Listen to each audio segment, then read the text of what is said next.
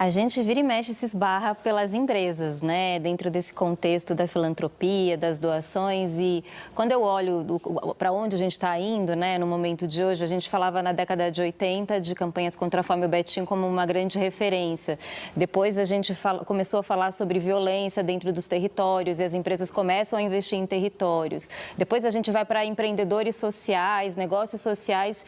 E depois da pandemia, a gente volta a falar de fome.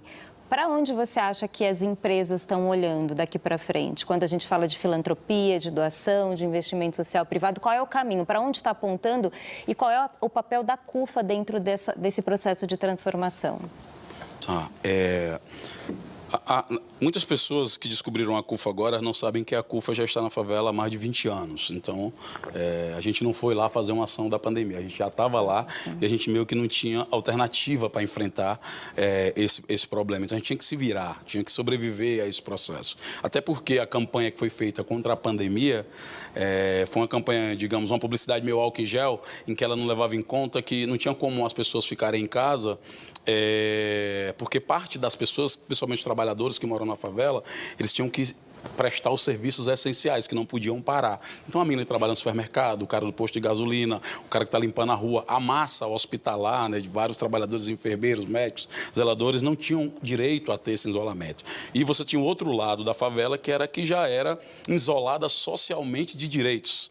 Então, como é que nós vamos fazer um processo aqui de mobilização? Porque uma coisa é mobilizar para uma causa específica, um projeto, uma agenda, um evento, mas como é que eu mobilizo para uma campanha humanitária desse tamanho? Então, a primeira ação que a gente fez antes de chegarem às empresas foi pegar todos os alimentos que nós tínhamos na CUFA, em todo o estado do Brasil, doar para as famílias ao redor das bases da CUFA. As nossas sedes viraram centro de distribuição e logística. Iniciamos uma campanha de mobilização para chamar a atenção de artistas, pessoas, né, figuras públicas, para campanhas, e aí lançamos uma campanha CUFA contra o vírus, e aí começou a chegar às empresas. Quando começaram a chegar às empresas, elas passaram, Adriana, eu acho que vai ser o grande aprendizado desse processo na relação terceiro setor e setor privado.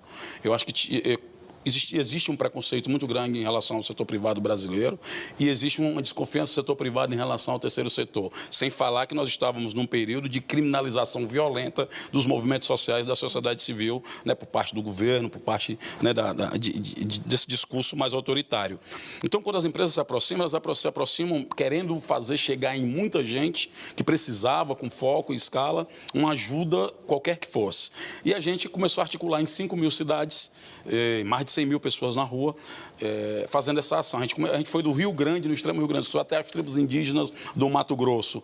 Nós atingimos aí, mobilizamos 146 milhões de reais, atendemos quase 4 milhões de pessoas. E as empresas começaram a ver isso, não mais somente como uma ação emergencial. E aí grupos empresariais, se a gente tem que fazer uma crítica a grupos que demitiram trabalhadores, mesmo tendo altos faturamentos, que com 7% do seu lucro, 5% poderiam manter trabalhadores um ano em casa, a gente tem os grandes players que se dispuseram não só a fazer doações, mas a discutir como é que novas tecnologias fariam da solidariedade eventual um movimento permanente. Então, você tem grandes grupos empresariais que vão de grupos de empresa de carro como a Volvo até grupo Pão de Açúcar, enfim, uma série de grupos que hoje continuam na parceria com a CUFA. Eu acho que mudou a mentalidade, eu acho que muda a mentalidade também do terceiro setor, porque se convencionou a entender que o social não tem conta para pagar, que a gente não pode falar de dinheiro, de questão econômica, e a aproximação com esses setores, para a gente discutir uma perspectiva diferente, que eu acho que não é mais só a perspectiva da filantropia e da doação, mas é a perspectiva de como nós podemos pensar projetos de desenvolvimento para esses territórios em que a favela não seja um mero consumidor de produtos ou um repassador de riqueza gerada com o seu trabalho, mas que ela possa ser sócia, possa ser parceira em um projeto realmente de desenvolvimento do país e divisão de riquezas.